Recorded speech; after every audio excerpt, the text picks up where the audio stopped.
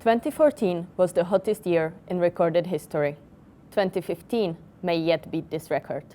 While for the warmth-loving people, this may sound like good news, for winter enthusiasts like me, the future looks rather bleak. And the same goes for the climate. My name is Radka Pudilova, and I am coming from the Czech Republic and representing it here at the One Young World Summit in Bangkok in 2015. Mr. President, Mr. Prime Minister, extreme weather changes, floods, and extensive drought. Those are the effects of climate change that we have already witnessed. We are lucky though, because our geographic position assures that they are mild. Other countries are not so lucky. However, climate change in other countries will have an impact on us as well. Lack of drinkable water or arable land forces people to move.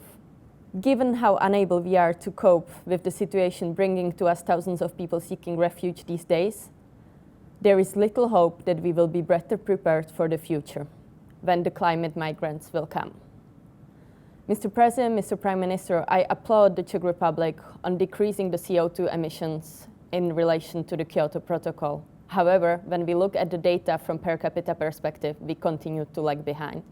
In 2012, every Czech citizen was responsible for emitting more than 12 tons of CO2.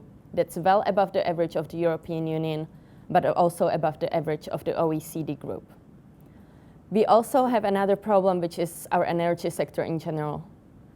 Recently, the government has approved to break the limits of coal mining in northern Bohemia. While the decision didn't come as much of a surprise given our over-reliance, over 50% of our energy sector on coal, it is still a step back from the progressive environmental policies that we have been employing since the 1990s.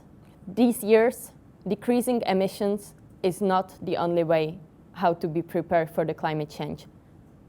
Adaptation measures are also very important. For example, we could increase the areas of forests in our country as trees act as natural collectors of CO2.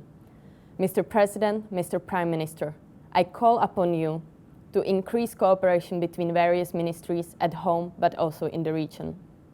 I invite you to cooperate with the non-governmental sector as well as private companies in order to tackle climate change holistically. I also encourage you to promote sustainable development at home and abroad.